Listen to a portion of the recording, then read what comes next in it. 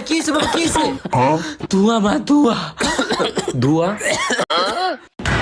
আব্বা আম্মেরে কতবার কইছি পোলা পাইনার সামনে এসব বিড়ি টিড়ি খাইবেন না এমন ভাব ধরতাছে মনে হয় বিষ খাইয়া লাইছে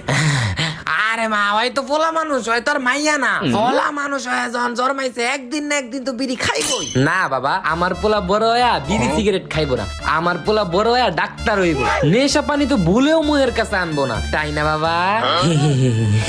আমার লোক কি বাবা আমার পরাণ পাক কি এর শব্দ হইলো সালমা